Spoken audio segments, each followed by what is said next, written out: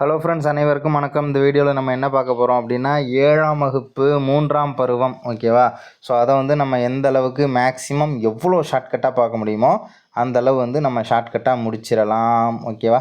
பழைய புக்குங்கிறது ரொம்பவே முக்கியமானது. அதேமாரி பழைய புத்தகம் தான் எப்படி சொல்கிறது, தமிழ் படிக்கிறோம் அப்படின்ற ஒரு ஃபீல் பழைய தமிழ் புக்கில் இருக்கும், நல்லாயிருக்கும். ஓகேவா? இதுமாரி டேட்டாவும் பார்த்தோம்னா லைன் பை லைனாக எல்லாமே இல்லாமல் புது புக் அளவுக்குலாம் இருக்காது. ஆனால் டீசெண்டாக இருக்கும், படிக்கிறதுக்கு ஒரு நீட்டாக இருக்கக்கூடிய ஒரு புக்காக இருக்கும். சரி, ஓகே, நம்ம டாபிக் உள்ளே போகலாம். மேக்ஸிமம் எந்த அளவுக்கு முடிக்க முடியுமோ அந்த அளவுக்கு ஷார்ட்கட்டாகவே முடிக்கலாம். ஃபஸ்ட்டு என்ன பார்க்கணும் அப்படின்னா, எடுத்தோடனே நம்ம படிக்க வேண்டியது ஆசிரியர் குறிப்பு. ஓகேவா? ஆசிரியர் குறிப்பில் இயற்பெயர் வேங்கட மகாலிங்கம், பிச்சமூர்த்தின்னு சொல்கிறோம் இல்லையா? ஸோ பிச்சமூர்த்தி அப்படின்னு சொன்னால் நம்ம எல்லாருக்கும் தெரியும்னா பிச்சமூர்த்தி அப்படின்னு சொல்லுவாங்க அவரை. ஸோ அவருடைய இயற்பெயர் என்ன அப்படின்னா வேங்கட மகாலிங்கம். வேங்கட மகாலிங்கம் அப்படிங்கிறது தான் அவருடைய இயற்பெயர். தஞ்சாவூர் மாவட்டத்தில் கும்பகோணத்தில் தான் பிறந்திருக்காரு. ஓகேவா? பிச்சமூர்த்தி பிறந்த ஊர் கும்பகோணம். ஓகேவா? அப்போது தஞ்சாவூர் மாவட்டத்தில் இருந்த ஒரு ஊர், தஞ்சாவூர் மாவட்டத்தின் கும்பகோணம். இப்போ கூட மாவட்டமாக பிரிக்க போகிறதா சொல்கிறாங்க, பார்க்கலாம். அதுமாரி தொழில் பார்த்தோம்னா 1924 அதிலேருந்து 1938 வரைக்கும் வழக்குரைஞராக இருந்திருக்காரு. அதே மாதிரி 1938லேருந்து 1954 வரைக்கும் பார்த்தோம்னா கோவில் நிர்வாக அலுவலராக இருந்திருக்காரு. ஓகேவா? அதே மாதிரி கதைகள், மரபு கவிதை, புதுக்கவிதை, நாடகங்கள், ஸோ இதெல்லாம் படைக்கக்கூடிய முக்கியமான எழுத்துப்பணிகளையும் மேற்கொண்டவர்னு சொல்லியிருக்காங்க. 1900 ஆரம்பித்து 1976 வரைக்கும் இவருடைய காலம். ஓகேவா? அதே மாதிரி பிச்சமூர்த்தியின் கவிதை நூல்கள் 20ஆம் நூற்றாண்டின் இக்கால இலக்கியத்துறைக்கு புதிய சிறப்புகளை சேர்த்திருக்கின்றன. அடுத்தது முக்கியமான ஒரு கொஸ்டின், பாரதிக்கு பின்னர் கவிதை மரபில் திருப்பம் விளைவித்தவை யாருடைய பாடல்கள்னு கேட்டிருக்காங்க. ஓகேவா? யாருடைய பாடல்கள் பாரதிக்கு பின் கவிதை மரபில் திருப்பத்தை விளைவித்தன அப்படின்னு சொல்லிட்டு கேட்டாங்க அப்படின்னா பிச்சமூர்த்தி, வேங்கட மகாலிங்கம் என அழைக்கப்படும் பிச்சமூர்த்தி. ஓகேவா? அதே மாதிரி பிச்சமூர்த்தி கவிதைகள் என்னும் நூலில் இடம்பெற்றுள்ள 83 கவிதைகளில் ஒன்று இந்த பொங்கல் வழிபாடு அப்படின்னு சொல்லியிருக்காங்க. 83 கவிதை அப்படின்றது பிச்சமூர்த்தி கவிதைகள் அப்படின்ற நூலில் இடம்பெற்றிருக்கக்கூடிய கவிதை வகை. ஓகேவா? எண்ணிக்கை. அதுமாரி பொருள் பார்ப்போமா? சொல்லும் பொருளும் அப்படின்னு பார்க்கும்போது திரு அப்படின்னா செல்வம் சொல்லுவோம்ல, திருச்செல்வம். அதேமாரி திருமதி செல்வம் நாடகம் தான் அந்த மாதிரிலாம் இருக்குது. திரு அப்படின்னாலே செல்வம். ஓகேவா? ஒரு மரியாதை பெயர் அது. அதே மாதிரி நிவேதனம் அப்படின்னா படையலமுது. இந்த அமாவாசை அன்றைக்கெலாம் பார்த்தோம்னா நிவேதனம் பண்ணணும் அப்படின்னு சொல்லிட்டு சாமிக்கெல்லாம் இது பண்ணுவாங்க இல்லையா? ஸோ படையலமுது. கனகம் அப்படின்னா பொன். ஓகேவா? கனகம் அப்படின்னா பொன். புரவி அப்படின்னா குதிரை. அதுமாரி பரி அப்படின்னாலும் குதிரையை சொல்லலாம். புரவி அந்த குதிரை ஆட்டம் இருக்கு இல்லையா? புரவி நாட்டியம், ஸோ பொய்க்கால் குதிரை ஆட்டம் அப்படின்லாம் சொல்லுவாங்க இல்லையா? ஸோ அது புரவி அப்படின்னா குதிரைன்னு அர்த்தம். கோ அப்படின்னா தெரியும், அரசன், தலைவன் அப்படின்லாம் சொல்லலாம். கடுகி அப்படின்னா விரைந்து. ஓகேவா? கடுகி கடுகி வா அப்படின்னா ரொம்ப விரைந்து வா அப்படின்னு சொல்லிட்டு அர்த்தம். கடுகி அப்படின்னா ஸ்பீடு, விரைந்து அப்படின்றது அர்த்தம். என்ன பொருள் அப்படின்னா உலகில் தோன்றிய உயிர்கள் அனைத்துக்கும் முதல்வனாக விளங்கும் ஞாயிறே. ஞாயிறு மீன்ஸ் என்னது? சூரியன். ஓகேவா? திங்கள்னா நிலவு. இந்த உலகில் காணும் கனி வகையும் கரும்பும் நெற்கதிர்களும் முன்னால் விளைந்தவை. இவை அனைத்தும் முன்னில் தோன்றிய நீராலும் கதிரொலியாலும் உருவான சிறப்பினை பெற்றவை.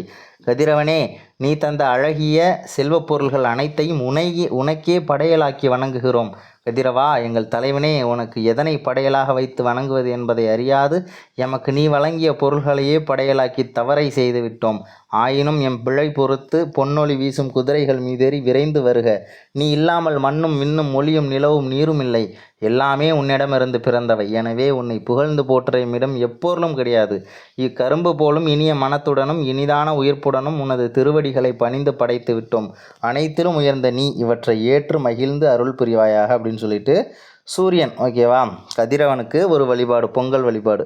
நீ தந்த கனி இது, நீ தந்த கரும்பிது, நீ தந்த நெற்கதிர் இது, நீ தந்த நீர் இது, நீ தந்த சீர் இது, நீ தந்த ஒளியும் இதே, நீ தந்த சீரும் நீ தந்த சீரும் நீ தந்த திருவும் நினைக்கே நிவேதனம் கதிரவா.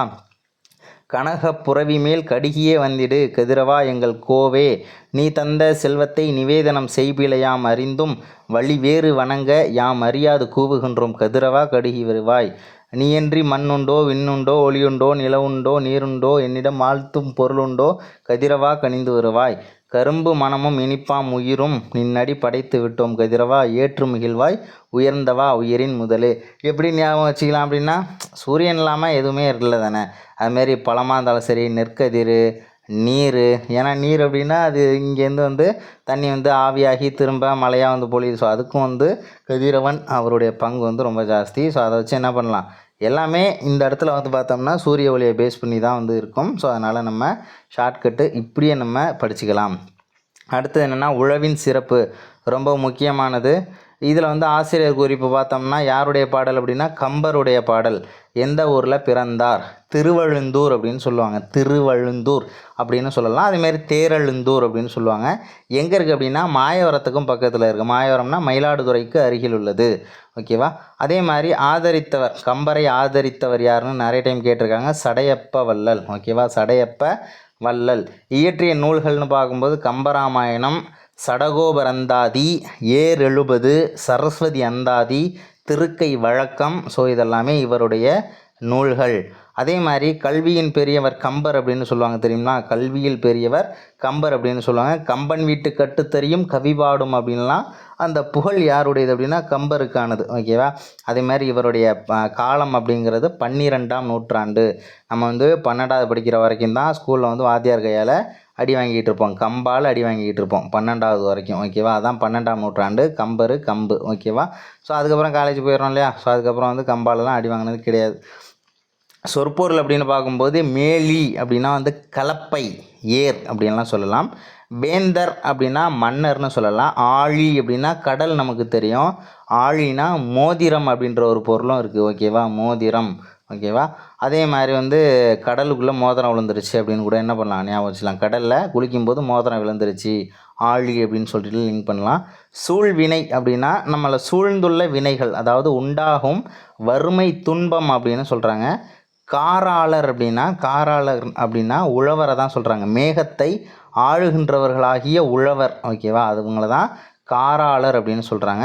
என்ன பொருளில் இருக்குது, உழவ நின் கைகள் ஏர் பிடித்து உழவு செய்கின்ற கைகளாம், வேற்படையை கையிலே பிடித்துள்ள மன்னர்களும் ஆர்வத்தோடு நோக்குகின்ற கைகளாம், மோதிரம் அணிந்துள்ள உன் கைகள் வருபவர்க்கு எல்லாம் வரையாது வழங்கும் கைகளாம், ஏழை மக்களின் வறுமை துன்பமாகிய பசிப்பினியை போக்கும் கைகளாம், என்றும் உழும் தொழிலே உலகில் நிலையானது, வேளாண் செய்வோரின் கைகளே என்றென்றும் உயிர்களுக்கு அடைக்கலம் அளிக்கின்ற கைகளாம் அப்படின்னு சொல்லிட்டு ஒரு பாடல் வந்து கம்பருடைய பாடல் வந்து இருக்குது. மேலி பிடிக்கும் கை, வேல்வேந்தர் நோக்கும் கை, ஆழி தரித்தே அருளும் கை, சூழ்வினையை நீக்கும் கை, என்றும் நிலைக்கும் கை, நீடொளி காக்கும் கை, காராளர் கை. காராளர் அப்படின்னா உழவர்களை சொல்கிறாங்க. ஓகேவா. ஸோ அதே மாதிரி வந்து பார்த்தோம்னா கம்பால் எங்கே அடிச்சிருக்காங்க, நம்ம ஸ்கூலில் வந்து அடிப்பாங்கள்ல, கையை காட்டு அப்படின்னு சொல்லி 2 அடியை வைப்பாங்க. ஓகேவா. அப்படி என்ன பண்ணலாம், நம்ம வந்து ஞாபகம் வச்சுக்கலாம். 12வது படிக்கும்போது வாத்தியார் என்ன பண்ணுறாரு, கம்பை எடுத்து கையை நீட்டு அப்படிம்பார். கையை நீட்டினோடனே 2 அடி வந்து நமக்கு கொடுப்பாங்க. ஓகேவா. ஸோ அது வந்து என்ன பண்ணலாம், நம்ம இதை ஷார்ட்கட்டாக ஞாபகம் வச்சுக்கலாம். அடுத்தது என்ன அப்படின்னா இயற்கை வேளாண்மை அப்படின்னு சொல்லிட்டு கொடுத்துருக்காங்க. ஸோ இதில் என்னென்ன பாயிண்ட் இருக்கோ ஸோ அதை மட்டும் நம்ம பார்த்துட்டு போயிடலாம். ஓகே. நீர்வளம் குறைந்த பகுதியை வந்து புன்சை அப்படின்னு சொல்கிறாங்க. நன்சைனா நல்ல நீர் வசதி இருக்கும், அதுவே வந்து நீர் வசதி இல்லை அப்படின்னா அது வந்து புன்சை அப்படின்னு சொல்கிறாங்க. அதை தான் வந்து வானம் பார்த்த பூமி அப்படின்னு சொல்லுவாங்க தெரியுமா. மானம் பார்த்த பூமி அப்படிம்பாங்க கிராமத்தில். வானம் பார்த்த பூமி, அந்த இடத்துக்கு வந்து வாய்க்காலோ எந்த ஒரு நீர் வரக்கூடிய அளவுக்கு எந்த ஒரு வசதியுமே அங்கே இருக்காது. அதுமாரி பருவத்தே பயிர் செய், ஆடிப்பட்டம் தேடி விதை, இதெல்லாம் வந்து பழமொழிகள். ஓகேவா. பருவத்தே டேஸ் செய்யி, டேஸ் பட்டம் தேடி விதை அப்படின்லாம் சொல்லி நமக்கு என்ன பண்ணுவாங்க, கொடுத்துருவாங்க. பருவத்தே பயிர் செய், ஆடிப்பட்டம் தேடி விதை அப்படின்றது தெரிஞ்சுக்கோங்க. அதுமாரி நெல்லுக்கு நண்டோட, கரும்புக்கு ஏரோட, வாழைக்கு வண்டியோட, தென்னைக்கு தேரோட அப்படின்றத சொல்லியிருக்காங்க. ஒன்றும் கிடையாது, ஒரு நெற்பயிருக்கும் இன்னொரு நெற்பயிருக்கும் இடையில ஒரு நண்டு ஓடுற அளவுக்கு கேப் இருக்கணும். ஓகேவா. அதுதான் வந்து நல்லதுன்னு சொல்கிறாங்க. அதுமாதிரி கரும்பு பயிரிடும்போது ஒரு ஏர் வந்து ஓடக்கூடிய அளவுக்கு கேப் இருக்கணும். வாழைக்கு வண்டியே ஓடணும். ஓகேவா. ஒரு வண்டியே போகிற அளவுக்கு இடையில ஒரு பாதை மாதிரி அவ்வளோ கேப் இருக்கணும் அப்படின்றத சொல்லியிருக்காங்க வாழை மரத்துக்கு. தென்னைக்கு தேரே ஓடுற அளவுக்கு கேப் இருக்கணுமா. ஏன்னா வந்து மேலே போனோன்னே மட்டைகள்லாம் ரொம்ப நீண்டு வரும் இல்லையா. ஸோ அதனால் ஒரு தென்னை மரத்துக்கு இன்னொரு தென்னை மரத்துக்கு இடையில் ஒரு தேரே போகிற அளவுக்கு கேப் இருக்கணும் அப்படின்னு சொல்கிறாங்க. அந்த மாதிரிலாம் இருந்துச்சுன்னா நல்ல சாகுபடி இருக்கும் அப்படின்றதுக்காக சொல்கிறாங்க. இயற்கை வேளாண்மையை வந்து வேறு எப்படி சொல்லலாம் அப்படின்னா அங்கக வேளாண்மை. இயற்கை வேளாண்மையை அங்கக வேளாண்மை அப்படின்னும் சொல்லலாம். அதேமாரி பஞ்சகவ்யம் அப்படின்னு சொல்லுவாங்க இல்லையா. ஸோ பஞ்சகவ்யம் அப்படின்றது என்னென்னா பசுவிடமிருந்து கிடைக்கும் 5 பொருள்கள். பஞ்சம்னாலே பாஞ்ச் அப்படின்னா 5 சொல்கிறோம் இல்லையா. ஸோ பசுவிடமிருந்து கிடைக்கும் 5 பொருள்கள், அதாவது என்னென்னா கோமயம், சாணம், பால், தயிர், நெய். ஓகேவா. என்னென்ன சொல்லியிருக்காங்கன்னா பால், தயிர், நெய் ப்ளஸ்ஸு கோமியம், அப்புறம் சாணம். ஸோ இந்த 5 பொருள்களை கலந்து செய்கிறது தான் பஞ்சகவ்யம் அப்படின்றத சொல்லியிருக்காங்க. ஓகேவா. ஸோ பசுமாட்டு மூலமாக என்னென்ன கிடைக்குதோ ஸோ எல்லாத்தையுமே அதில் சொல்லியிருக்காங்க. ஓகேவா. வெண்ணெய் மட்டும் கிடையாது. ஆப்ஷனில் வெண்ணெய்னு வச்சாங்கன்னா ஸ்கிப் பண்ணிவிடுங்க. பால், தயிர், நெய், கோமியம், சாணம். ஓகேவா. ஸோ இந்த 5 பொருள்களை கலந்து செய்கிறது தான் பஞ்சகவ்யம். அதே மாதிரி சணப்பை, அவுரி, கொளிஞ்சி, தக்கை பூண்டு முதலியவற்றை வளர்த்து அவற்றை அப்படியே உழுது தலையுரமாகவும் வயலில் வந்து பயன்படுத்துவாங்க விவசாயிகள் அப்படின்றதையும் சொல்லியிருக்காங்க. காப்பு அப்படின்றதோட பொருள் என்ன? காப்பு என்றால் காத்தல் என்பது பொருள். பயிர்களை பூச்சிகள் தாக்காத வகையிலும் ஆடு மாடுகள் மேயாத வகையிலும் தவிராமல் பாதுகாத்து வருதல் வேண்டும். கேட்காத கடனும் பார்க்காத பயிரும் பால் அப்படின்னு சொல்லுவாங்க இல்லையா. ஸோ அந்த இதையும் படிச்சுக்கோங்க. கேட்காத கடனும் டேஸ் பயிரும் பால் அப்படின்னு சொல்லிட்டு நமக்கு கொஸ்டினில் கொடுத்துருவாங்க. பார்க்காத, ஓடாத, விளையாடாத எப்படி வேணாலும் கொடுத்துருவாங்க. பார்க்காத பயிரும் பால். ஓகேவா.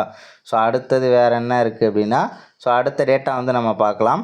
தூரத்து ஒளி இதில் ஏதாவது இருக்கான்னு பார்த்தா இந்த கதையே நமக்கு தேவையில்லை, டைரெக்டாக கடைசியில் வந்துட வேண்டியதான். நன்றி சொல்லிடலாமா.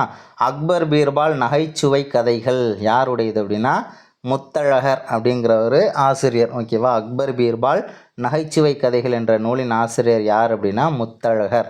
ஓகேவா.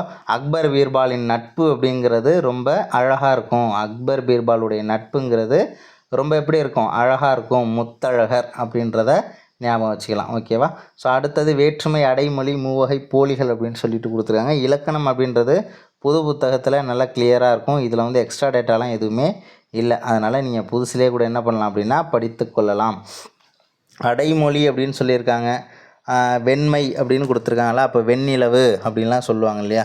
ஸோ அந்த மாதிரி உள்ளதான் சொல்லியிருக்காங்க. என்ன சொல்லியிருக்காங்க? இனம் உள்ள அடைமொழி, இனம் இல்லாத அடைமொழின்னு 2 விஷயந்தான் அதில். ஓகேவா. இனம் உள்ளது, இனம் இல்லாதது. இப்போ தமிழ் பாடநூல், ஆங்கில பாடநூல், கணக்கு பாடநூல், அடை கொடுத்து கூறுதல் வேண்டும். ஸோ இந்த மாதிரி ஒரு புக்கை வந்து என்ன பண்ணுறோம், நம்ம பிரித்து சொல்கிறோம்ல. Tamil book, English book, maths book, science book அப்படின்லாம் சொல்லி பிரிக்கிறோம்ல. தமிழில் தமிழ் பாடநூல், ஆங்கில பாடநூல் அப்படின்னு சொல்லிட்டு.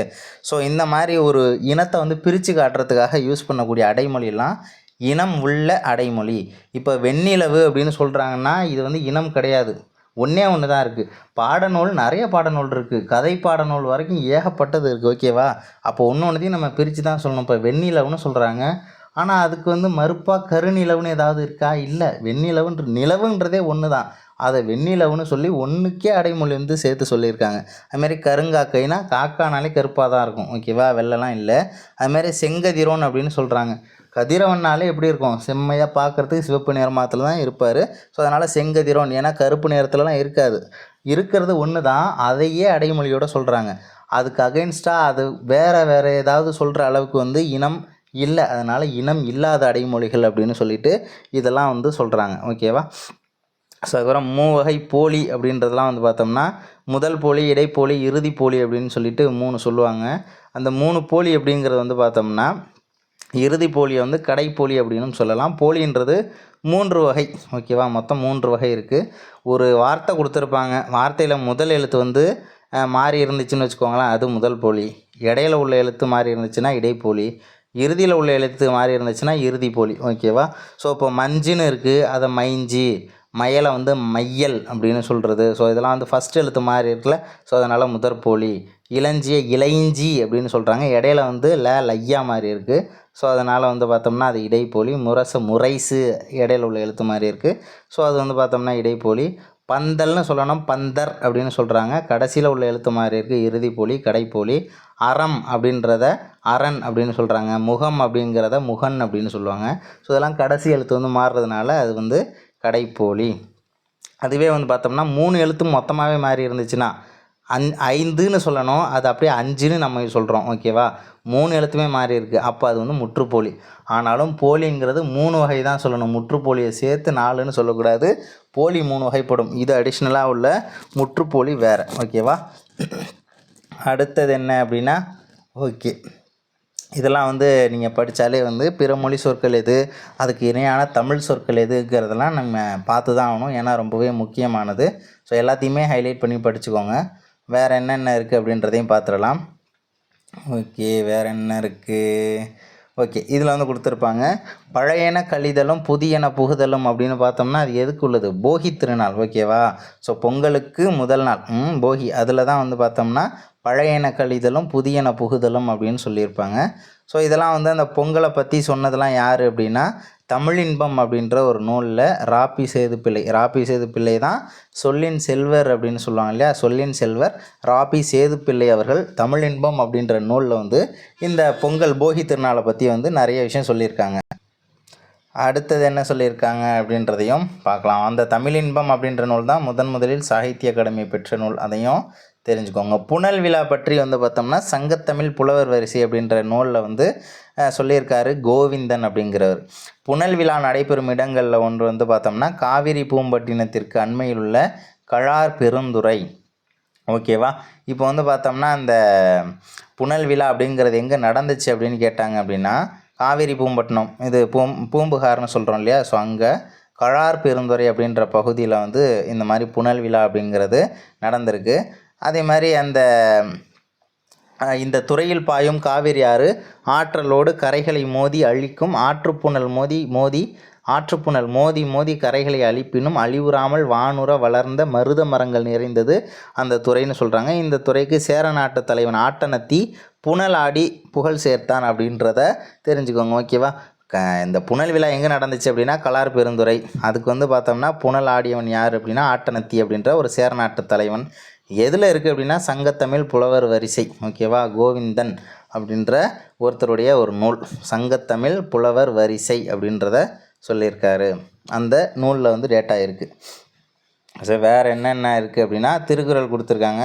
ஸோ திருக்குறள் என்னென்ன வருது அப்படின்றதையும் பார்த்துலாம். கசடு அப்படின்னா குற்றம், நிற்க அப்படின்னா கற்றவாறு நடக்க, நூல்களை குற்றமற கற்றல் வேண்டும், கற்றபடி நடத்தல் வேண்டும், அதுதான் கற்க கசடற கற்பவை கற்றப்பின் நிற்க அதற்கு தக.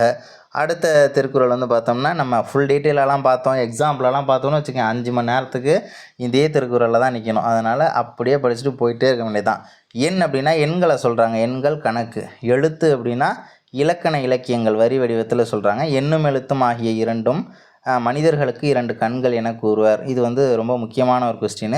மனிதனுக்கு 2 கண்கள் போல எது அப்படின்னு சொல்லி கேட்டாங்கன்னா எண்ணென்ப ஏனை எழுத்தென்ப இவ்விரண்டும் கண்ணென்ப வாழும் உயிர்க்கு எண்ணும் எழுத்தும். அடுத்தது என்ன சொல்லியிருக்காங்க அப்படின்னா கல்வி கற்றவர் கண்ணுடையவர், கல்லாதவர் முகத்தில் 2 புண்ணுடையவர் ஆவார் அப்படின்னு சொல்லியிருக்காங்க. கண்ணுடையர் என்பவர் கற்றோர் முகத்திரண்டு, புண்ணுடையர் கல்லாதவர் அப்படின்னு கொடுத்துறாங்க. ஏதோ ஒரு வார்த்தையை வந்து டேஷ் கொடுத்துட்டு அதில் என்ன வரும் அப்படின்னு சொல்லிட்டு என்ன பண்ணலாம், கேட்கலாம். அதே மாதிரி உவகைனாலே மகிழ்ச்சி தானே. உவப்ப அப்படின்னா மகிழ, தலைக்கூடி அப்படின்னா தலையெல்லாம் கூடி ஒன்று சேர்ந்து ஏதோ பேசி முடிவெடுப்பாங்கள்ல, ஸோ அந்த மாதிரி ஞாபகம் வச்சுக்கலாம். தலையெல்லாம் கூடி பெரிய தலையெல்லாம் கூடி ஒன்று சேர்ந்து இந்த கூட்டம்லாம் நடத்துவாங்கள்ல, ஸோ அந்த மாதிரி ஞாபகம் வச்சுக்கலாம். அறிவில் சிறந்த புலவர்களுடன் பேசி பழகும்போது மகிழ்ச்சியாக இருப்பதும் அவர்களை விட்டு பிரியும் போது இனி இவரை எப்போது காண்போம் என எண்ணி பிரிவதும் புலவரின் இயல்பு. உவப்ப தலைகூடி உள்ள பிரிதல் அனைத்தே புலவர் தொழில் அப்படின்றத சொல்லியிருக்காங்க. ஸோ அந்த மாதிரி நீங்கள் படிச்சிங்கனாலே அடுத்தது என்ன இருக்குது அப்படின்னா பார்க்கலாம். உடையார் அப்படின்னா செல்வர்னாலே நல்லா வசதியாக இருக்கிறவன்லாம் அவன் நிறைய அவன்கிட்ட இருக்குப்பா அப்படின்லாம் சொல்கிறோம்ல, நிறைய உடையவன் அப்படின்னு சொல்கிறோம்ல. அதேமாதிரி இல்லார்னா ஏழையை சொல்கிறாங்க. ஏக்கற்று அப்படின்னா கவலைப்பட்டு, ஏக்கப்பட்டு அப்படின்லாம் சொல்கிறோம்ல, கவலைப்பட்டு ஏக்கற்று. கடையர் அப்படின்னா வந்து கடைக்கோடி. ஓகேவா? தாழ்ந்தவர்கள் அப்படின்றத சொல்லியிருக்காங்க. ஸோ இதை வந்து பார்த்தோம்னா செல்வர் உடையவர் முன் ஏழை கவலைப்பட்டு இறந்து நிற்பது போல கற்றவர் முன் பணிந்து கற்பவரே உயர்ந்தவர், கற்றவர் முன் பணிந்து கற்பவரே உயர்ந்தவர் அப்படின்றத சொல்லியிருக்காங்க. பணிந்து கல்லாதவர் தாழ்ந்தவர் அப்படின்றத சொல்லியிருக்காங்க. ஓகேவா? அந்த மாதிரி நல்லா படித்தவருக்கு முன்னாடி நம்ம பணிவாக கற்றுக்கணும். பணிவு இல்லாமல் வந்து திமிர்த்தனமாக கற்றுக்கக்கூடாதுன்னு சொல்லியிருக்காங்க. அதில் தான் யார் உயர்ந்தவர் யார் தாழ்ந்தவர் அப்படின்றத சொல்லியிருக்காங்க. உடையார் முன் இல்லார் போல் ஏக்கற்றம் கற்றார் கடையரே கல்லாதவர் அப்படின்றத சொல்லியிருக்காங்க. அடுத்தது தொட்டனைத்து அப்படின்னா தோண்டும் அளவு அப்படின்னு சொல்லலாம். மாந்தர்னா மக்கள். ஓகேவா? மணற்பாங்கான இடத்தில் தோண்ட நீர் வந்து சுரந்துக்கிட்டே இருக்கும். அது மாதிரி மக்கள் நூல்களை கற்க கற்க அறிவு வளர்ந்துக்கிட்டே இருக்கும். ஓகேவா? தொட்டனை தூறும் மணற்கேணி மாந்தர்க்கு கற்றனை தூறும் அறிவு அப்படின்னு சொல்லுவாங்க. அதுமாரி சாந்துணையும் அப்படின்னா சாகும் வரையும். ஓகேவா? சாகும் வரையிலும் கற்றவனுக்கு எந்த நாடும் தன்னாடு, அதே போல் எந்த ஊரும் தன் ஊர், இதனை அறிந்தும் சிலர் சாகும் வரை கற்காமல் இருப்பது ஏன் அப்படின்னு கொஸ்டின் மார்க் உடைய கேட்டிருக்காங்க. யாதானும் நாடாமல் ஊறாமல் என்னொருவன் சாந்துணையும் கல்லாதவாறு அப்படின்றத நம்ம தெரிஞ்சுக்கணும். அதுக்கப்புறம் ஏமாப்புனா பாதுகாப்பு. அடுத்த திருக்குறள் வந்து பார்த்தோம்னா காமுறுவர் அப்படின்னா விரும்புவர் அப்படின்றத சொல்லியிருக்காங்க. ஸோ இதெல்லாம் வந்து படிச்சுக்கோங்க. வெளிச்செல்வம் அப்படின்னா சிறந்த செல்வம், மாடு அப்படின்னா செல்வம். ஸோ இந்த திருக்குறள்லாம் உங்களுக்கு நல்லாவே தெரிஞ்சிருக்கும். ஸோ நம்ம டைரெக்டாக அடுத்ததுக்கு போயிடலாம். ஓகே, இதில் என்னென்னா ஆசிரியர் குறிப்பு பார்த்துடலாம். இந்த நூலின் ஆசிரியர் யார் என தெரியவில்லை, இருந்தாலும் நாடக பாங்கில் அமைந்த இந்த நூலை இயற்றியவர் என்னைனா புலவர் அப்படின்னு சொல்கிறாங்க. புது புக்கில் வந்து யாருன்னு தெரியல, அது மட்டும்தான் கொடுத்துருப்பாங்க. இதில் வந்து எக்ஸ்ட்ராவாக என்ன சொல்லியிருக்காங்க, நாடக பாங்கில் அமைந்த இந்த நூலை இயற்றியவர் என்னைனா புலவர். ஓகேவா? என்னைனா புலவர் எந்த நூலை சொல்கிறாங்கன்னா முக்கூடர் பல்லு. ஓகேவா? என்னைனா புலவர். அதே மாதிரி சந்தனயம் அமைந்த பாக்களை கொண்ட இந்த நூலில் திருநெல்வேலி மாவட்ட பேச்சு வழக்கை வந்து காணலாம்னு சொல்லியிருக்காங்க. இது வந்து ஒரு ரிப்பீட்டட் கொஸ்டின். முக்கூடர் பள்ளி என்ற நூலில் எந்த மாவட்ட பேச்சு வழக்கை காணலாம் அப்படின்னா திருநெல்வேலி. அதுமாரி நீர் நிறைந்த பள்ளமான சேற்று நிலத்தில் உழவு தொழில் செய்து வாழும் பாமர மக்களாகிய பல்லர்களின் வாழ்க்கையை சித்தரித்து கூறுவதாக அமைந்த நூல் தான் பல்லு. பல்லுங்கிறது முக்கியமாக யாரை பற்றி சொல்லுது? உழவர்களை பற்றி சொல்லக்கூடியது. அதே மாதிரி திருநெல்வேலிக்கு சற்று வடகிழக்கில் தன்புருணை, சிற்றாறு, கோதண்டராமாறு ஆகிய 3 ஆறுகள் கூடும் இடம்தான். அதுக்கும் வடக்கு இருக்கக்கூடிய ஒரு சின்ன ஊர் தான் சொல்கிறாங்க முக்கூடல் அப்படின்றத சொல்லியிருக்காங்க. ஸோ இதற்கு வந்து ஆசூர் வடகரை நாடு அப்படின்ற பேரும் இருக்குது. அதே மாதிரி தென்பால் உள்ள பகுதி சீவலமங்கை தென்கரை நாடு அப்படின்ற பேரையும் சொல்லியிருக்காங்க. தென்கரை நாட்டில் மருதீசர் வீற்றிருக்கும் ஊர் வந்து மருதூர். முக்கூடலில் வாழும் பள்ளி மூத்த மனைவி, மருதூரில் வாழும் பள்ளி இளைய மனைவி, இருவரையும் மணந்து வாழும் ஒருவனின் வாழ்க்கை வளத்தை வடித்து உரைப்பது போல பாடப்பட்ட நூல் தான் முக்கூடர் பல்லு அப்படின்றதையும் சொல்லியிருக்காங்க. பல்லு அப்படின்னாலே உழவர்களை பற்றி நிறைய விஷயத்த தெரிஞ்சுக்கலாம். தத்தும் புனல், புனல்னா தெரியும் நீர் அப்படின்னு, தத்தி செல்லும் நீர். முத்தம் அடைக்கும் அப்படின்னா முத்துக்கள் மிக்கு பெருகி இடையே அடைத்து கொண்டு கிடக்கும்.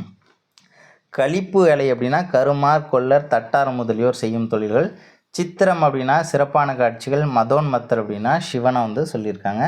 சிவன் வந்து பார்த்தோம்னா ஊமத்தம்பூவை விரும்பி சூடும் பெரும் பித்தன் வந்து யார் அப்படின்னா சிவபெருமான். அவருக்கு உரிய ஊர் வந்து மருதூர் அப்படின்றதையும் சொல்லியிருக்காங்க.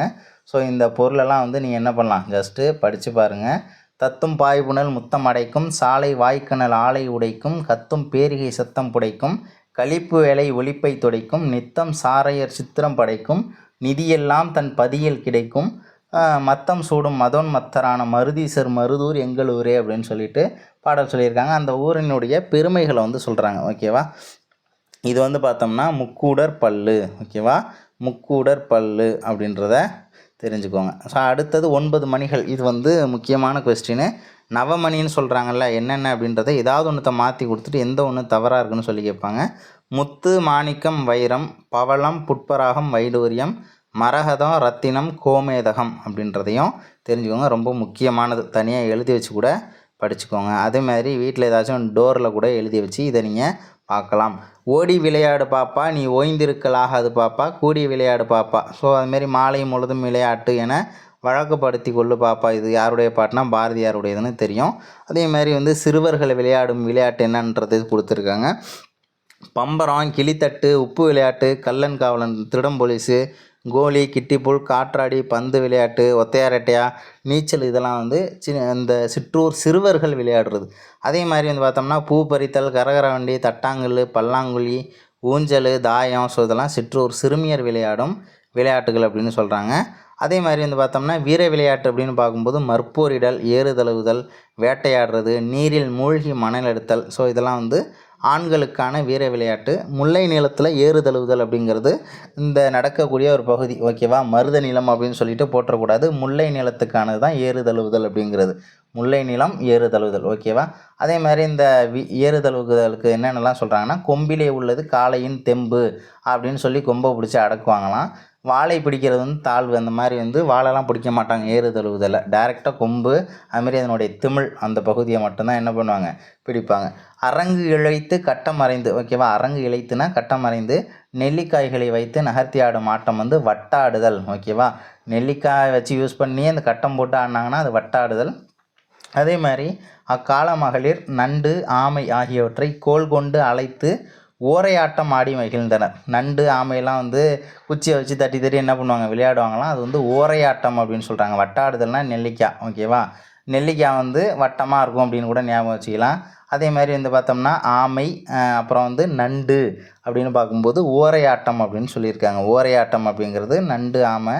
அதே மாதிரி வந்து பார்த்தோம்னா சிறுவர்கள் சிறு தேர் உருட்டி விளையாடி மகிழ்ந்தனர். சின்ன சின்ன தேர்லாம் உருட்டி விளையாடுவாங்க இல்லையா, ஸோ அதை வந்து சொல்கிறாங்க. அதேமாதிரி வந்து தமுக்க மைதானம் வந்து யானை போர் காண்பதற்கான திடல். ஒரு முக்கியமான கொஸ்டின், யானை போர் எங்கே நடந்துச்சு அப்படின்னா தமுக்கம் மைதானம் அப்படின்றத மறந்துடாதீங்க. அது வந்து மதுரையில் இருக்குது. மதுரையில் உள்ள தமுக்கம் மைதானத்தில் டேஷ் போர் காண்பதற்கான இடம் அப்படின்னா யானை போர். அதே மாதிரி உறையூர் இருக்கு இல்லையா, திருச்சி உறையூர், அதுதான் உறையூர் அப்படின்றதையும் சொல்லியிருக்காங்க. நிறைய வீரக்கோழிகள் நிறையா இருந்துச்சாமா. கோழிகள்னால இந்த சண்டை கோழி மாதிரி நிறைய வீரக்கோழிகள் நிறைய இருந்ததுனால உறையூரை வந்து கோழியூர், கோழி மாநகரம் அப்படின்லாம் சொல்லி அந்த ஊரை வந்து சொல்லுவாங்களாம். அதேமாதிரி அந்த டைமில் ஏறு தழுவுதல் யார் ஜெயிக்கிறாங்களோ ஸோ அவங்கள தான் பெண்கள் வந்து திருமணம் செய்து கொண்டாங்க. அந்த மாதிரிலாம் இருந்துச்சு. தமிழரின் தற்காப்பு கலை விளையாட்டில் ஒன்று சிலம்பாட்டம் அப்படின்றதையும் நமக்கு தெரியும். உலக அரங்கில் தமிழரின் வீர விளையாட்டான கபடிக்கு தனி இடம் கிடைத்துள்ளது. ரொம்ப முக்கியமான கொஸ்டின். உலக அரங்கில் தமிழரின் வீர விளையாட்டான டேஸுக்கு தனி இடம் கிடைத்துள்ளது அப்படின்னு சொல்லிட்டு கேட்டிருந்தாங்க கொஸ்டின். சிலம்பாட்டம் அந்த மாதிரிலாம் வச்சுருவாங்க. கபடி தான், ஓகேவா. கபடி தான் சடுகுடு அப்படின்னு சொல்கிறாங்க இல்லையா. ஸோ கபடி கபடி கபடி கபடின்னு சொல்கிறது உலக அளவில் கூட கேட்டிருக்கு அப்படின்றது கூட என்ன பண்ணலாம், ஜஸ்ட்டு ஞாபகம் வச்சுக்கோங்க. கபடி விளையாடும்போது பாடிக்கொண்டே விளையாடுவாங்க. ஸோ இதெல்லாம் வந்து நமக்கு தெரியும். ஸோ அடுத்தது நண்பனில் எதுவும் இல்லையா, நல்ல வேலை, நீ தான் என் உண்மையான நண்பன். மரியாதை ராமன் கதைகள் அப்படின்னு சொல்லியிருக்காங்க. மரியாதை ராமன் கதைகள் யார் வந்து ஆசிரியர்னா ஓவியர் ராம்கி, ஓகேவா. ராம்கி அப்படின்னு பார்க்கும்போது மரியாதை ராமன், அங்கே ராமன்னு வருது, இங்கே ராம்கின்னு வருது. ராமு, ஓகேவா. மரியாதை ராமு ஆசிரியர் வந்து ராம்கி, மரியாதை ராமன் கதைகள் ராம் அப்படின்னு வருது. அதை வச்சு என்ன பண்ணலாம், லிங்க் பண்ணிக்கலாம். அதுக்கப்புறம் பதம் அப்படின்னு சொல்கிறாங்க. பகுபதம் பகாபதம் அப்படின்னு சொல்லியிருக்காங்க. ஸோ இதெல்லாம் வந்து பார்த்தோம்னா ஜஸ்ட்டு அந்த பகுபத உறுப்புகள் என்னென்ன, ஒரு பொருளை வந்து ஒரு வார்த்தையை பிரிக்க முடிஞ்சுது அப்படின்னா அது பகுபதம். பிரிக்கவே முடியலை, மரம் அப்படின்னு ஒரு வார்த்தை இருக்குது, அதை பிரிக்க முடியுமா, முடியாது, அதனால் அது பகாபதம். அதே மாதிரி வந்து பார்த்தோம்னா வந்தான் அப்படின்னு இருக்குது, அதை நம்மளால் பிரிக்க முடியும், அப்போ அது வந்து பகுபதம். அவ்வளோதான், முடிஞ்சு போச்சு, ஓகேவா. ஸோ அது மாதிரி பகுபத உறுப்புகள் வந்து 6: பகுதி, விகுதி, இடைநிலை, சந்தி, சாரியை, விகாரம். யாமறிந்த புலவரிலே கம்பனை போல் வள்ளுவரை போல் இளங்கோவை போல் பூமிதனில் யாங்கனுமே பிறந்ததில்லை, உண்மை வெறும் புகழ்ச்சி இல்லை, ஊமையராய் செவிடர்களாய் குருடர்களாய் வாழ்கின்றோம், ஒரு சொல் கேளீர், சேமமுற வேண்டுமெனில் திருவெல்லாம் தமிழ் முழக்கம் செழிக்க செய்வீர். யாருடைய பாடலாம், பாரதியாருடைய பாடல் தெரியும், ஓகேவா. நேற்று எங்கள் பள்ளியில் ஆண்டு விழா நடைபெற்றது அப்படிங்கிறது செய்தி தொடர். உன் இருப்பிடம் எங்குள்ளதுன்னு கேள்வி கேட்குறாங்க, அப்போ வினா தொடர். இளமையில் கல் அட்வைஸ் பண்ணுறாங்க, ஓகேவா. இளமை கல் செய் போ வா அப்படின்லாம் சொல்லி கல் அப்படின்னு சொல்லிட்டு ஆர்டர் மாதிரி இருக்கு இல்லையா, ஸோ அப்போ வந்து கட்டளை தொடர். என்னே இந்த ஓவியத்தின் அழகு அப்படின்னு சொல்லி ஆச்சரியமாக சொல்கிறாங்களா, அப்போ உணர்ச்சி தொடர், ஓகேவா. அதே மாதிரி வந்து பார்த்தோம்னா நிறைய இந்த கிராமருக்காக யூஸ் பண்ண வார்த்தைகள்லாம் கொஞ்சம் கொஞ்சம் படித்து பாருங்கள், நல்லா தான் இருக்கும், ஈஸியாக தான் கொடுத்துருப்பாங்க. ஸோ அடுத்தது வந்து பார்த்தோம்னா தமிழர்கள் மாவீரர்கள். தமிழர்களை பற்றி வந்து ரொம்ப பெருமையாக சொல்லியிருப்பாங்க. பிறரை எதிர்பார்த்து வாழாதவன் தமிழன், பிறருக்கு புறமுதுகு காட்டி ஓடாதவன் தமிழன் அப்படின்னு சொல்லிட்டு தமிழன் தமிழன் தமிழன் தமிழன் ஏகப்பட்ட தமிழன் வந்திருக்கும். தமிழன் வந்துச்சுனாலே யார் தான், அறிஞர் அண்ணா, ஓகேவா. அண்ணாவும், அதாவது எங்கள் அண்ணனும் தமிழன் தான், ஓகேவா. எங்கள் அண்ணனும் தமிழன் தான் அப்படின்னு சொல்லிட்டு படிச்சுக்கோங்க. எங்கள் அண்ணன் யார், எங்கள் அண்ணனும் தமிழன் தான், நானும் தமிழன் தான் அப்படின்னு சொல்லிட்டு என்ன பண்ணுங்கள், படிச்சுக்கோங்க. தமிழன்னு சொல்லி கேட்டாங்கன்னா என்ன பண்ணணும், அறிஞர் அண்ணாங்கிறத மறந்துட வேண்டாம். அதை ஃபுல்லாக படித்து பாருங்கள், ஈஸியாக தான் இருக்கும். என்ன அப்படின்னா ஜஸ்ட்டு ஏதோ ஒரு வாசகத்தை கொடுத்துட்டு யார் சொன்னது அப்படின்னு சொல்லிட்டு கேட்பாங்க, அவ்வளோதான். ஸோ அடுத்ததில் என்ன இருக்குது அப்படின்னா பாரதிதாசனுடைய ஒரு பாடல் கொடுத்துருக்காங்க. இயற்பெயர் சுப்புரத்தினம், ஓகேவா. பாரதியார் மீது கொண்ட பற்று அதிகமாக இருந்ததுனால பாரதிதாசன் பேரை மாற்றிக்கிட்டாரு. கனகசபை, இலக்குமி அம்மாள் பெற்றோர். அதுமாரி தமிழ் தெரியும், இங்கிலீஷ் தெரியும், ஃப்ரெஞ்சு தெரியும், பாண்டிச்சேரி தானே இருக்குது. அதுமாரி குடும்ப விளக்கு, பாண்டியன் பரிசு, சேரதாண்டவம், இருண்ட வீடு, தமிழச்சியின் கத்தி, பிசிராந்தையார், குறிஞ்சி திட்டு, அழகின் சிரிப்பு, தமிழ் இயக்கம் இதெல்லாமே அவருடைய நூல்கள் தான். அவருடைய காலம் பார்த்துக்கோங்க, ஏப்ரல் 29 1891 ஆரம்பித்து ஏப்ரல் 21 1964 வரைக்கும். ஓகேவா? ஸோ அது வரைக்கும் வந்து அவருடைய காலம். அதே 1891 தான் அம்பேத்கர் ஏப்ரல் 14 பிறந்திருப்பார். 1964 யார் இறந்தது அப்படின்னா நேரு வந்து இறந்து போயிருப்பார். அம்பேத்கர் கூட பிறந்து நேரு கூட இறந்து போயிருக்காரு அப்படின்னு கூட நம்ம லிங்க் பண்ணிக்கலாம். அதே மாதிரி இவரை வந்து இதில் வந்து என்னென்ன சொற்பொருள் அப்படின்னா, கதி அப்படின்னா நீ தான் எனக்கு கதி அப்படின்லாம் சொல்கிறோம்ல, துணைன்னு அர்த்தம். பேர் அப்படின்னா செல்வம் அப்படின்னு அர்த்தம்.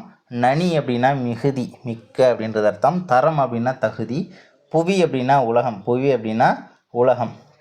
இதில் வந்து என்ன சொல்லியிருக்காங்கன்னா, இனிமை தமிழ்மொழி எமக்கு இன்பம் தரும்படி வாய்த்த நல்லமுது, கனியை பிழிந்திட்ட சாறு, எங்கள் கதியில் உயர்ந்திடையாம் பெற்ற பேரு, தனிமை சுவையுள்ள சொல்லை எங்கள் தமிழினும் வேறெங்கும் யாம் கண்டதில்லை, நனியுண்டு காதல் தமிழ்நாட்டினர் யாவருக்குமே தமிழ் மீதில் அப்படின்னு சொல்லிட்டு ஒரு முக்கியமான பாடல் வந்து கொடுத்துருக்காங்க. ஸோ அதனுடைய பொருளையும் படித்து பாருங்கள். இது முக்கியமாக டேட்டா என்னன்றதை தெரிஞ்சுக்கணும். ஓகேவா? அடுத்து வந்து பார்த்தோம்னா சீவக சிந்தாமணி ஆசிரியர் வந்து திருத்தக்க தேவர். இவர் வந்து பார்த்தோம்னா சேரர் அரச குலத்தில் பிறந்தவர்னு ஆப்ஷனில் கொடுத்துருவாங்க. சோழர். ஓகேவா? சோழர் அரச குலத்தில் பிறந்தவர், சமண சமயத்தை சேர்ந்தவர். ஓகேவா? சமணம், திருத்தக்க தேவர், சோழர், 10ஆம் நூற்றாண்டு. ஓகேவா? 10ஆம் நூற்றாண்டு அப்படின்றதையும் மறந்துடாதீங்க. இவருடைய இன்னொரு நூல் வந்து நரிவிருத்தம் அப்படின்றத சொல்லியிருக்காங்க. சீவக சிந்தாமணிங்கிறது ஐம்பெருங்காப்பியங்களில் ஒன்று. அதேமாரி வந்து பார்த்தோம்னா இந்த கதையோட தலைவன் சீவகன், அவருடைய பெயரை வந்து இணைத்து சீவக சிந்தாமணி அப்படின்னு சொல்லிட்டு பேர் வந்து இந்த நூலுக்கு வந்ததுன்னு சொல்கிறாங்க. சீவக சிந்தாமணியோடைய இன்னொரு பேர் வேறு எப்படி சொல்லலாம்னா மனநூல் அப்படின்றத சொல்லியிருக்கலாம். மன வாழ்க்கை தொடர்பாக நிறைய விஷயம் சொல்லியிருப்பாங்க. அதே மாதிரி விண் அப்படின்னா வானம், வரைனா மலை. ஓகேவா? அதுமாரி முழவுனா மத்தளம், மதுனாலே வந்து தேனு தானே, மதுகரம் அப்படின்னா தேன் உண்ணும் வண்டு. இதில் என்ன சொல்லியிருக்காங்கன்னா, மலையின் மீது வெண்மேகங்கள் தவழ்ந்து செல்கின்றன, அவ்வாறு மலையை விட்டு வெண்மேகம் நகர்ந்து பாம்பு தோல் உரிப்பதனை போன்று இருக்கிறது. மேகம் நகர்ந்து விட்ட பின் அந்த மலையானது தோல் உரிக்கப்பட்ட பாம்பு போல் இருக்கிறது.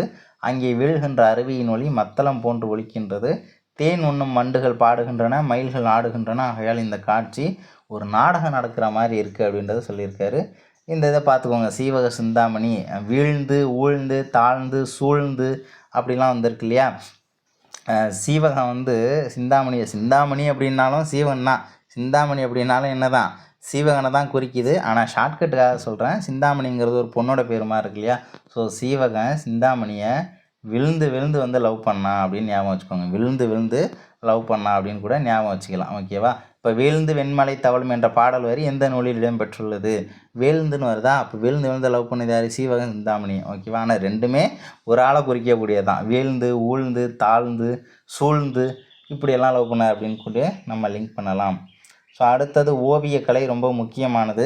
காண்பவரை கவர்ந்தெழுக்கும் உள்ளங்களை தன்வயப்படுத்தும் உயர்ந்த கலை வந்து ஓவியக்கலை. ஒரு படத்தை பார்த்தோன்னே எப்பா என்னடா இப்படி வரைஞ்சிருக்காங்க அப்படின்னு சொல்கிறோம்ல, தன்வயப்படுத்திடும். ஓகேவா? ஸோ அந்த உயர்ந்த கலை ஓவியக்கலை. தமிழர் வளர்த்த நுண்கலைகளின் வரிசைகளில் ஓவியக்கலை அப்படிங்கிறது முன்னணியில் உள்ளது. தமிழ்நாட்டில் சங்க காலத்திற்கு முன்னரே ஓவியங்கள் வரையப்பட்டன. தாம் வரைந்த ஓவியங்களை முதலில் கண்ணெழுத்து அப்படின்னு தான் சொல்லியிருக்காங்க. அதேமாதிரி தமிழ் இலக்கியத்தில் எழுத்துங்கிறதுக்கு ஓவியங்கிற பொருள் இருந்திருக்கு. தமிழ் இலக்கியத்தில் எழுத்து அப்படின்றது என்ன பொருள்?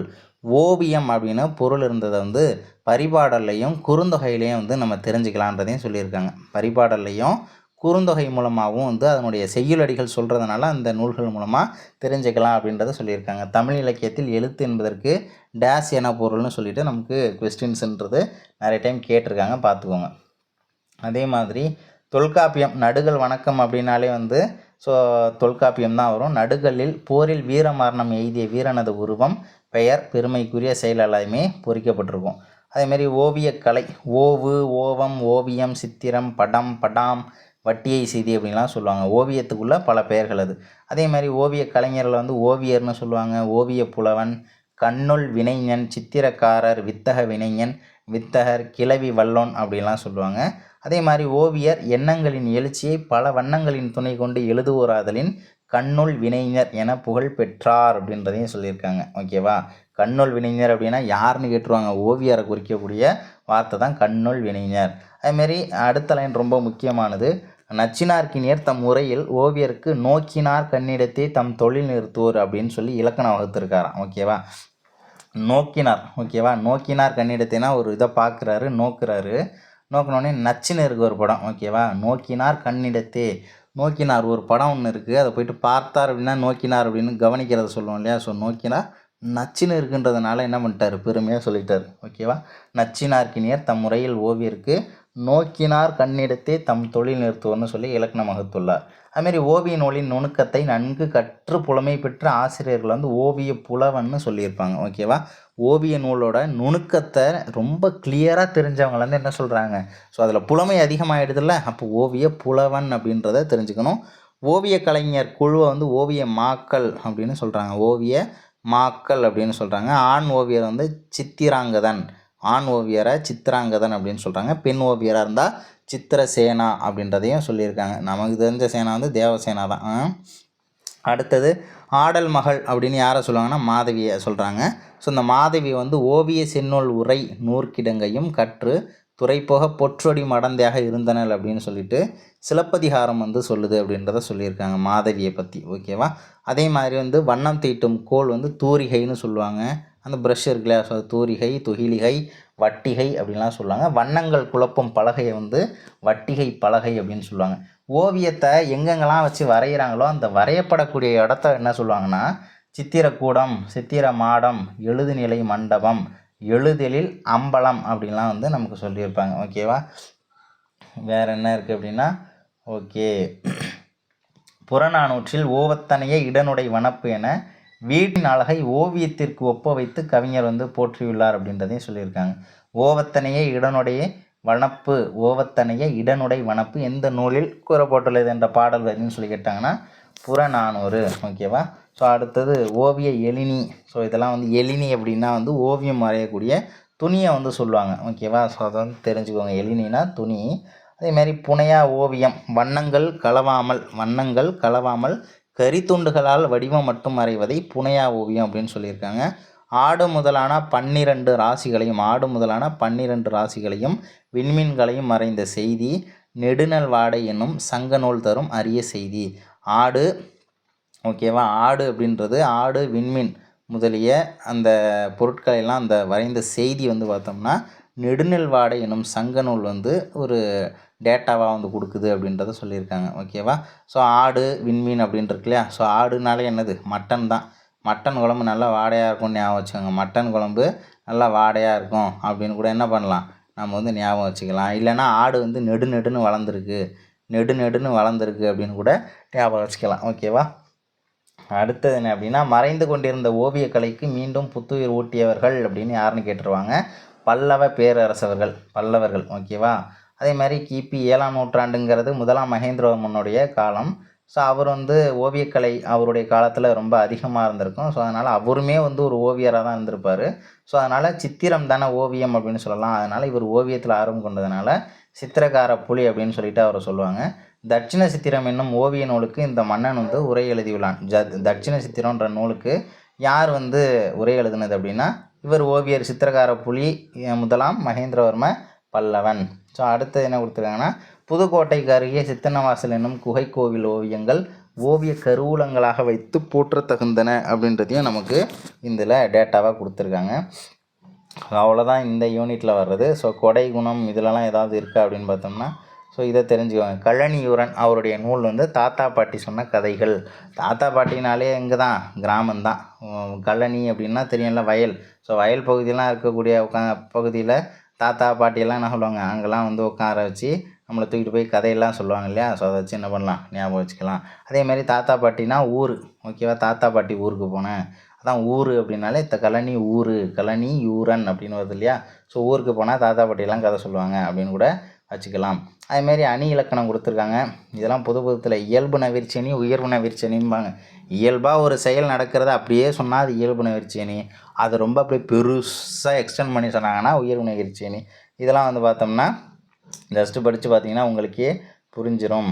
ஓகேவா, வேறு என்னென்ன டேட்டா இருக்குது அப்படின்னா ஸோ இந்த ஏரியாலாம் புது புத்தகத்துலேயும் நிறைய கொடுத்துருப்பாங்க. நிறுத்தற்குரிய எந்தெந்த இடத்துலலாம் வந்து நம்ம அந்த இதெல்லாம் யூஸ் பண்ணணும் அப்படின்றதையும் சொல்லியிருப்பாங்க. ஓகேவா, அதை நீங்கள் ஜஸ்ட் ரெஃபர் பண்ணிக்கோங்க. வேறு என்ன இருக்குது அப்படின்றதையும் பார்த்துடலாம். ஓகே, பாண்டித்துரை அப்படின்றவர் தெரியும் நமக்கு. மதுரையில் 4ஆம் தமிழ்ச்சங்கம் அமைத்தவர். திருக்குறளையும் கம்பராமாயணத்தையும் அங்கே வந்து என்ன பண்ணுறாங்க, அவர் ஒரு ஸ்கூலுக்கு போகிறாரு, மதுரை சேதுபதி பள்ளி அப்படின்னு சொல்லிட்டு. ஸோ அந்த ஸ்கூலில் வந்து நீங்களும் உரை நிகழ்த்துங்கன்னு சொல்லி கேட்கும்போது, நான் 2 புத்தகத்தை படிச்சுட்டு உரை நிகழ்த்துறேங்கிறாரு. திருக்குறளும் கம்பராமாயணம் இருந்தால் கொடுங்க அப்படின்னு சொல்லிட்டு கேட்குறாரு.